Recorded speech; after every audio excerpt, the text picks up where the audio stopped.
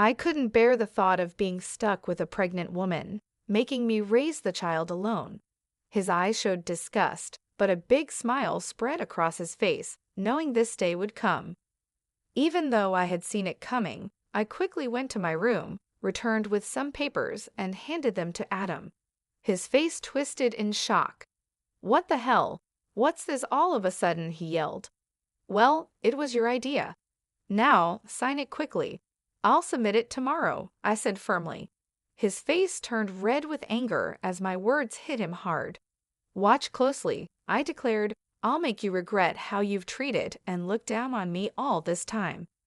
My name is Rachel. I'm a 31-year-old housewife.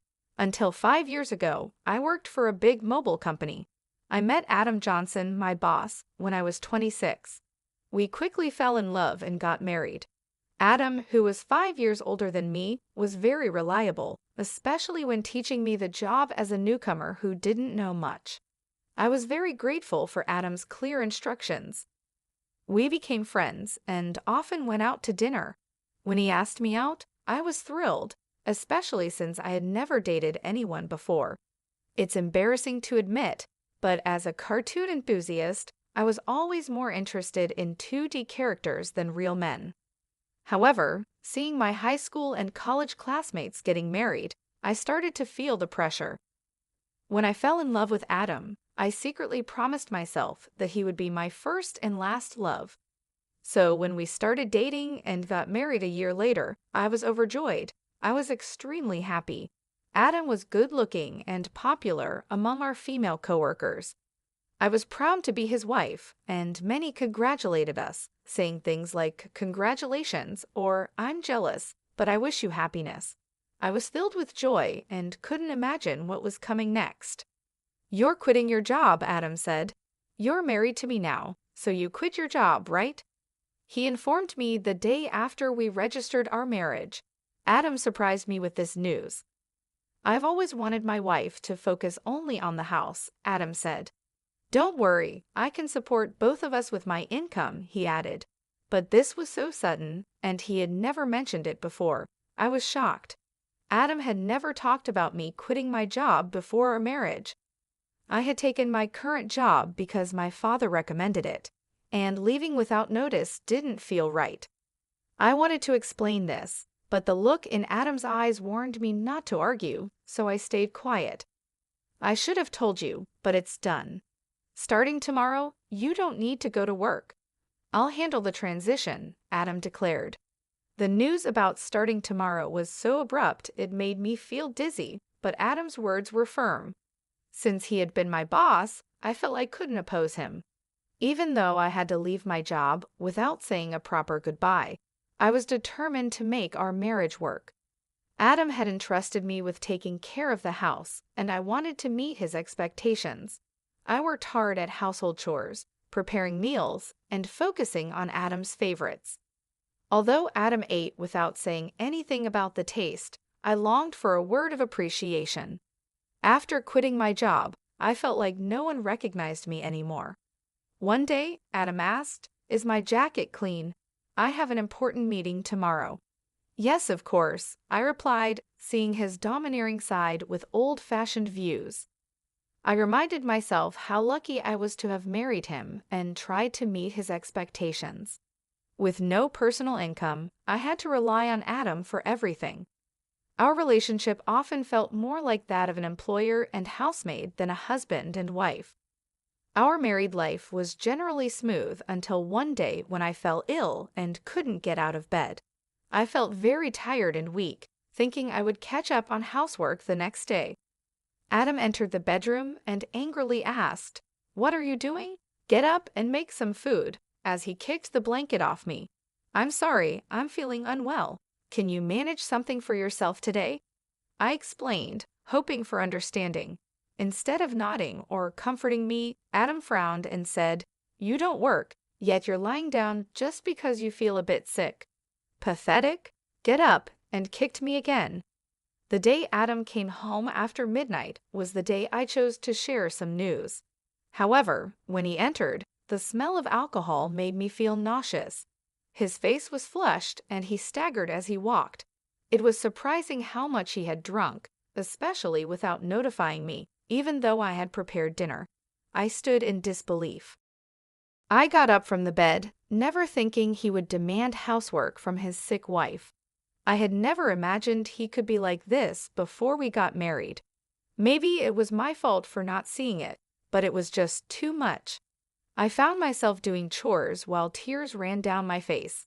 Several days passed, and my health didn't get any better. Then I realized I had missed my period. Panicking, I rushed to the drugstore to buy a pregnancy test. When I tried it, the result was positive. Tears of joy flowed naturally, and I decided to share the news with Adam when he got home from work. My spirits were lifted instantly. The day Adam came home after midnight was the day I chose to share the news. But when he walked in, the smell of alcohol made me feel sick. His face was flushed, and he staggered as he walked.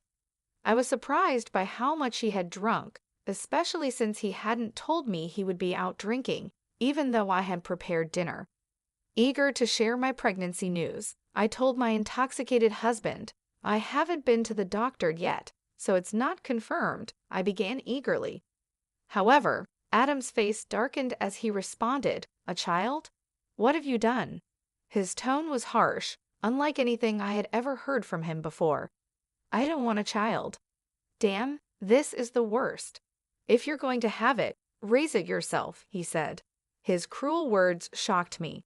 He rudely stripped off his clothes and headed to the bathroom. I couldn't believe it. I couldn't understand why he would say such irresponsible things about our baby instead of being happy. The joy I had felt moments ago was immediately replaced with deep sorrow. Why would he say such things?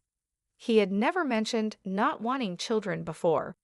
We hadn't even been using contraception, so I naturally thought we both wanted children.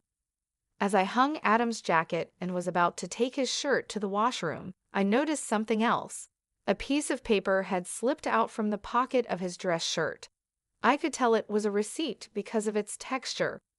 At first, I thought it was just a receipt from tonight's gathering and was about to throw it away, but then I saw the name of the place. "Is this a motel?" My hand trembled as I held the receipt. It was indeed a motel. The shock of this discovery weighed heavily on my heart. Why doesn't Adam love me? Isn't marriage supposed to be between two people who love each other? We've only been married for just over a year. How could this be? I have been lost in imaginary romances for years, never really experiencing a true relationship. I couldn't accept this harsh reality right away, but the idea of Adam cheating started to make sense, and everything began to fall into place. Had Adam been using me from the start of our marriage? Was he truly in love with the person he was cheating with while I was just a convenient housekeeper? These doubts swirled in my mind. Was that why he reacted so harshly when he found out I was pregnant? As I struggled with these thoughts, nausea set in, and I became convinced something was wrong. Yes, there was no doubt now maybe the reason he made me quit my job was because his mistress worked there. Everything started to make sense, as if he had married me for stability, not love. The line between reality and my imagination became blurry, but I couldn't deny the cruel words he had said after learning about my pregnancy. That day, I decided to gather evidence of Adam's cheating. From then on, his cold behavior toward me was undeniable. It was as if he couldn't forgive me for getting pregnant. Even though he knew I was suffering from morning sickness, he would deliberately eat smelly foods near me and criticize my housework, forcing me to redo tasks. My pregnant body had to endure a lot, and my heart felt heavy. Despite this, I continued to investigate his affair. Adam never let go of his cell phone, even taking it with him to the bathroom, making it impossible for me to sneak a look. When I secretly checked Adam's room, it was always neat and tidy, with nothing incriminating in sight. He was meticulous at work, and his desk was always in perfect order. I realized it would be challenging to catch him off guard directly. I often checked Adam's pockets for evidence like receipts, but my investigation was difficult. I thought about hiring a detective, but didn't have the money. While I was deep in thought, I received an unexpected phone call from my father. "Hello, it's me, your dad. How are you?" he asked. Surprised by his call, given his busy schedule, I replied, "Dad, what's going on? Aren't you busy with work?" "My employees have been doing well, so I'm not that busy," he explained. My father, the CEO of a company in Italy, was always a workaholic. I didn't have many childhood memories of playing with him, but I respected his dedication to his job. His unexpected call left me curious about the reason. "So what's happening?" I asked. My father then revealed a shocking truth. "Is that really true?" I asked in disbelief. "Yes, he's not the type to lie." "I want you to believe me," my father reassured me.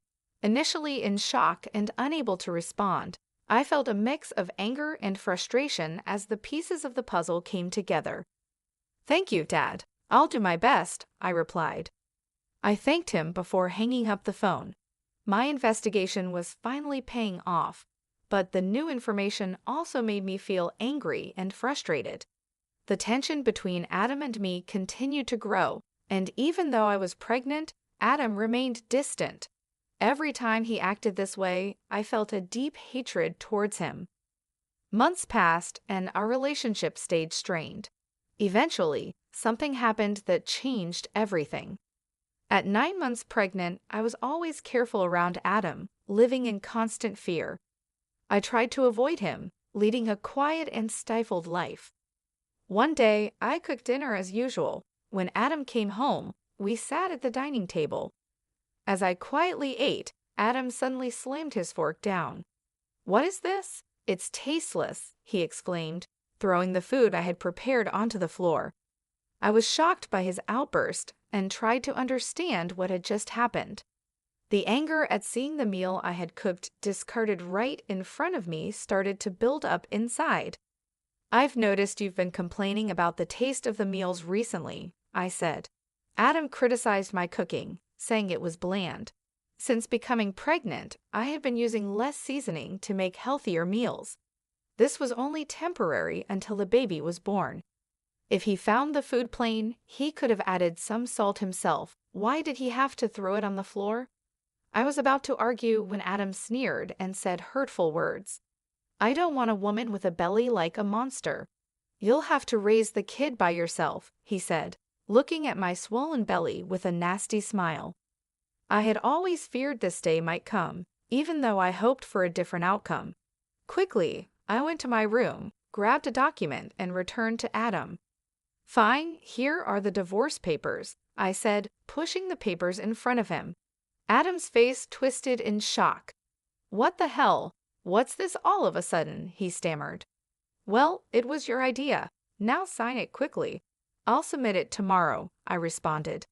The truth was, I had been thinking about divorce ever since I began suspecting Adam of cheating.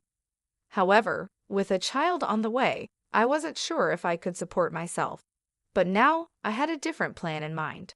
My determination seemed to provoke Adam. His face turned red with anger. "Just watch. I'll make you regret every moment you lived down on me and tried to control me. Do you think you can survive without me?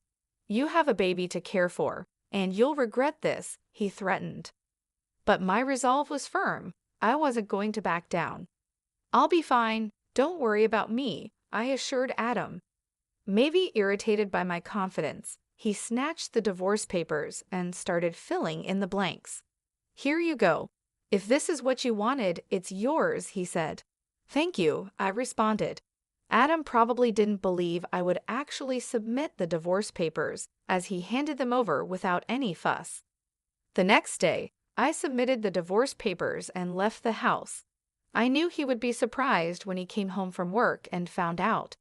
After that, I moved to my parents' home, mostly because my father had returned to Australia from Italy and suggested that I stay with them.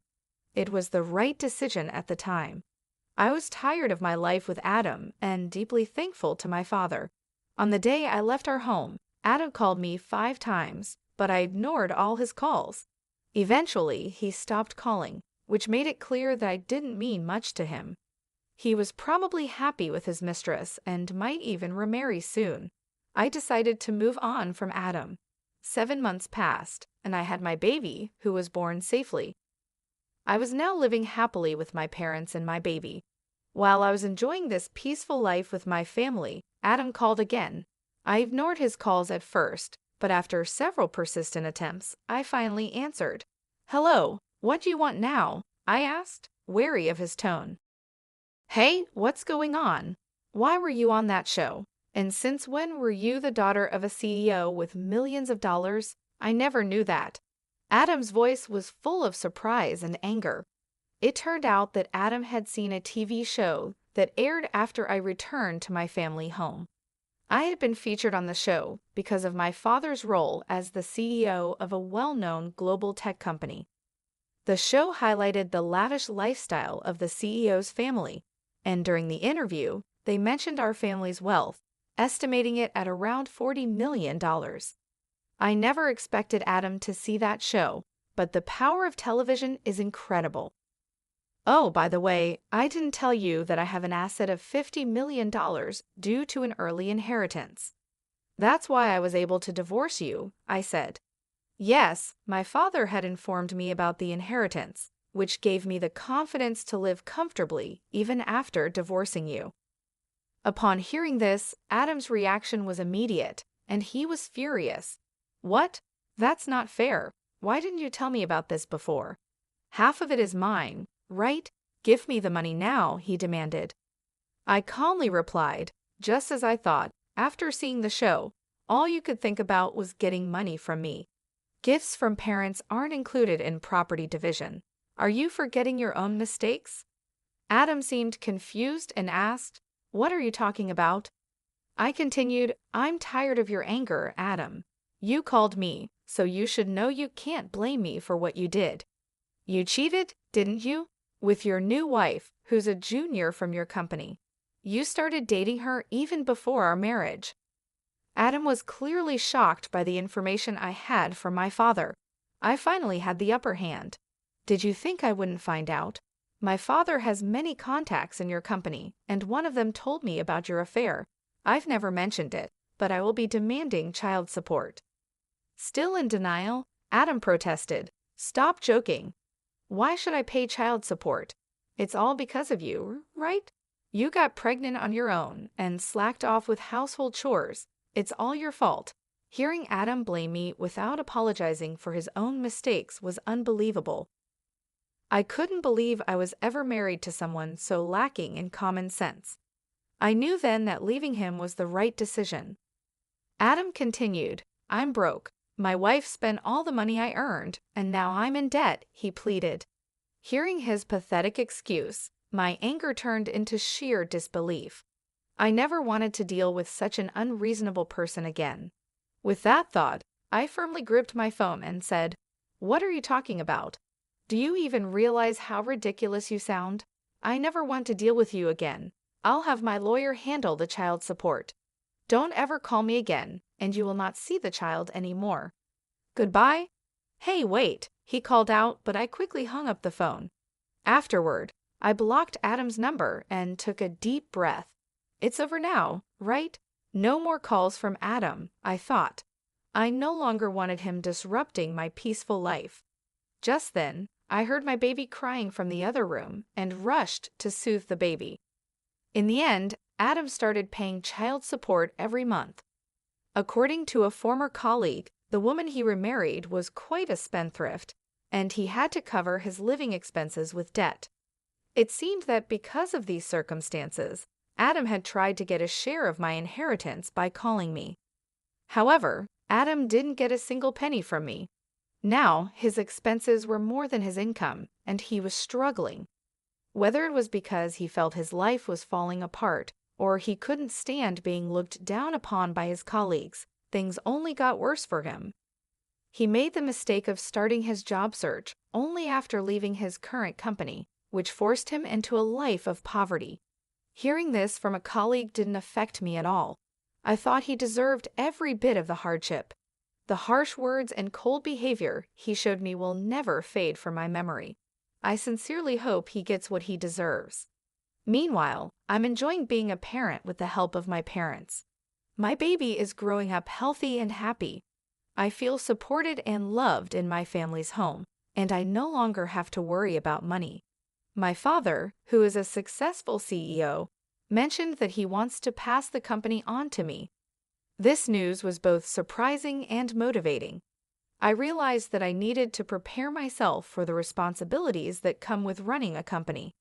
My father has always been a hardworking man, and I want to make him proud, so I started learning more about the business, taking on small tasks to understand how things work. I knew it wouldn't be easy, but I was determined to succeed. Living with my parents has given me a chance to rebuild my life. I feel more confident and ready to face the future. My father's belief in me has inspired me to aim high. He believes in my abilities, and that belief has become a source of strength for me. Every day, I work on balancing my role as a mother with my preparations to take over the company. It's challenging, but I find joy in every moment. My baby's laughter and my parents' support keep me going. I am grateful for this second chance at life, away from the toxic relationship with Adam. I often reflect on my past with Adam. His betrayal and cruelty hurt deeply, but they also taught me valuable lessons about strength and self-worth. I have grown from that experience and come out stronger. Now I am focused on building a bright future for myself and my child. The pain of the past is slowly fading, replaced by the hope and excitement of what lies ahead. I am determined to create a happy and stable life for my child, and with my family by my side, I know I can achieve anything I set my mind to. Looking back, I see that leaving Adam was the best decision I ever made. It allowed me to find myself again and to discover my true potential. I am no longer the scared, uncertain person I once was. I am a strong, capable woman, ready to take on the world. I hope Adam understands the consequences of his actions. As for me, I will keep moving forward, taking advantage of every opportunity that comes my way and making the most of each day. I am ready for whatever the future brings, confident that I